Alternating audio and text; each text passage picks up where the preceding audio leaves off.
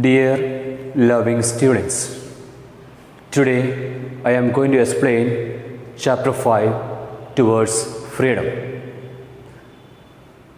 Please take page number 271.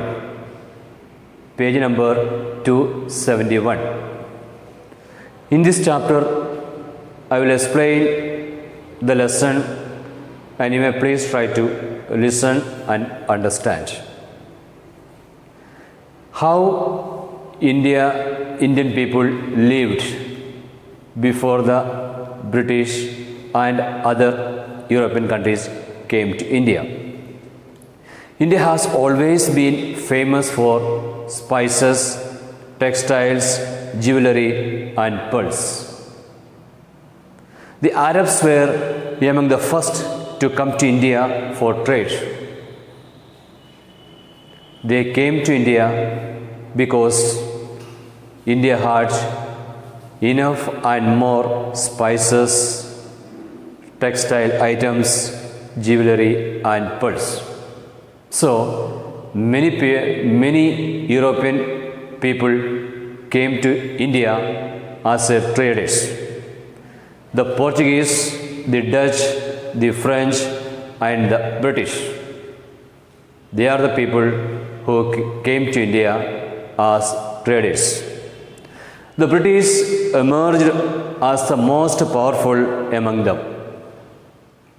They traded through the British, the English East India Company.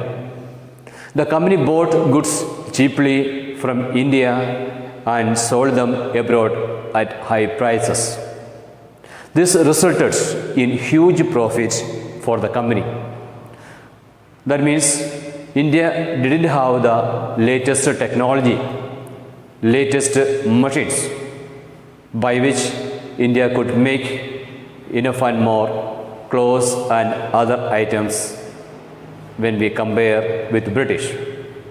They had latest technology by which they could make various kinds of finished goods at cheaper rate, due to which they could bring their items to their colonized country like India and America. They came here and sold out the goods that was much cheaper in British. Little by little, the English East India Company established control over the whole of India. Taking advantage of lack of unity among the Indians, the British conquered large parts of India and established their rule. They sent out all other opponents like Germans, Dutch and Portuguese. They asked them to go and British themselves became the supreme power in India. As we know that they ruled around 200 years. Now we come to the next point, discontent among Indians. Once the British were firmly established in India, they exploited farmers, traders, craftsmen and rulers of local kingdoms. When these people came to India, India had different kingdoms. They ruled according to their own will and franchise. So there was always quarrel among the Indians. This advantage that was taken by British and they defeated all the kingdoms and they became the supreme power in India. The farmers were made to pay very tax. Even during floods and droughts, the farmers had to pay their share of taxes. They were forced to grow indigo. What is this indigo? Indigo is an organic compound with distinctive blue color. Historically, indigo was a natural dye extracted from the leaves of certain plants and this process was important economically because blue dye were once rare. So they asked the Indians to grow indigo and cotton. They were bought at very low rates and sold at very high rate in England and other countries. Thus, farmers in India became poorer. Many died due to starvations because they were not allowed to grow according to their wish. They were forced to cultivate whatever the British people asked them to grow. Cheaper mill-made cloth was imported into India from England. As a result, the handloom industry of India suffered. They did not allow the Indians to promote cottage industry. Lakhs of weavers became unemployed. They suffered at same fate as the farmers. Why? Because they could not sell out their goods. Their goods were much higher rate than the British goods. So people could not buy the Indian made goods. The British did not allow the Indians to open mills and factories. Indian traders were not allowed to trade in items of their choice. Indian rulers and princes were also unhappy with the British. A law was passed by the British which stated that if a ruler did not have a male child, then upon the death of that ruler, his kingdom would be taken over by the British. By using unjust and unfair means, the British sought to expand their hold over India.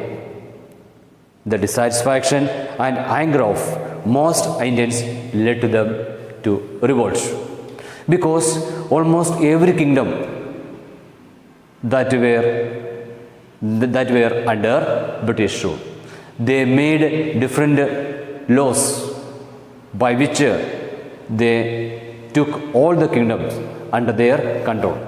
This was much advantage for the British, but for the Indians it was a fate, we can call so. Now I wish to tell the next point, revolt against the British, because they wanted to make the Indians as slaves. They maximum exploited the poor farmers of India. So, even since the coming of the British, people in different parts of India had been protesting against their unfair policies. However, there was no unity in their protest. It was only in 1857 that a major revolt broke out. This was the first war of independence and called Sepoy Mutiny, or the Great Revolt of 1857. It was an important event in our struggle for freedom. The revolt was started by the Indian soldiers serving in the British Army in India. A new rifle called the Enfield had been introduced in India. A rumor spread that the grease used in the bullets was made from the fat of cows and pigs. Soldiers had to bite off the greased wrapper of the bullet before loading it in the rifle. So it was something against the religious sentiments of the people of our country. So people could not digest the way they were asked to bite the wrapper. This was against the religious sentiments of both Hindus and the Muslim soldiers. They refused to use these rifles and revolters. So this was the final stage by which Indian people started to revolt against the British. The revolt started at Meerut and soon spread to large parts of northern and central India. Farmers, craftsmen, and other sections of society joined the revolt. The soldiers declared the last Mughal emperor, Bahadur Shah Zafar, their leader. The revolt was led by Nana Sahib and Tandya Tope at Kanpur, Rani Lakshmi Bai at Jhansi, and Begum Hasrat Mahal at Awadh. In that way, different rulers revolted in different parts of our country. In that way, Indian people revolted against the inhuman activities that was started by the British. Now I am going to tell you about after the revolt. The British suppressed the first war of independence. Indians considered this revolt as first war of independence, but British considered it as a Sepoy mutiny. Why? Many factors were responsible for the failure of the revolt. It did not spread to all parts of India. Indian soldiers did not have sufficient money and good weapons. The revolt was not organized properly. After the revolt was suppressed, many Indians were either killed or put into prison. The rule of the East India Company ended in 1858. The administration of India was taken over by the government of England. However, the Indian princes were allowed to rule over their own territory. Now let me come to the next point, that is social and religious reformers. Social and religious reformers. The British introduced modern education in India. Gradually, educated Indians introduced many social and religious reforms. Reformers such as Rajaram Mohan Rai, I.C. Vidyasagar, and Devendra Nath Tagore were active during this period. They strongly protested against the social practices such as sati, killing female babies, child marriage, and caste system. They also encouraged widow remarriage and education of women. In that way, these social reformers brought certain impact on the people. And also, they gave them about the unity of India. And also, they made people to understand about the importance of unity that is needed to get British people out of the country. Now, let us come to the next point, rise of nationalism.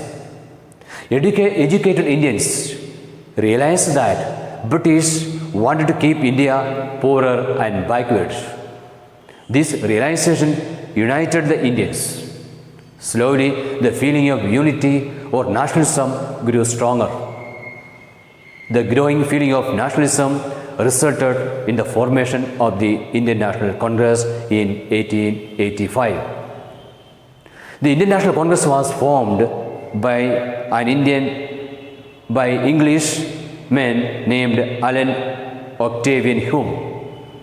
His first session was held at Mumbai. It was attended by 72 delegates from all over India. The president of this session was Umesh Chandra Banerjee. Thereafter, the Congress met every year in different cities. It slowly became very strong. It weakened the spirit of unity among the Indians. At the same time, it requested the government to introduce reforms to improve the living condition of the people. The growing popularity of the Congress worried the British. To suppress the rising spirit of nationalism, the government passed many strict laws. They also used policy of divide and rule to prevent the Hindus and Muslims from uniting.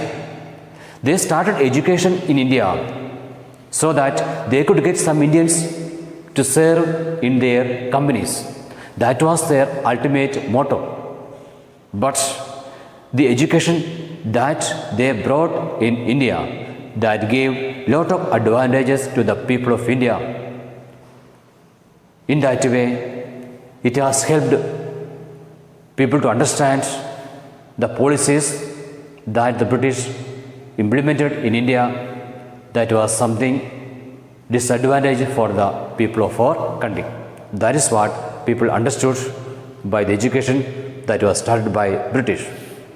In that way, people started to react and they wanted to send British away from our country. This is what the chapter all about. You may please go through this chapter, read it 5 times and try to understand the lesson, and you may please learn all the question answers that will be sent thereafter. Thank you.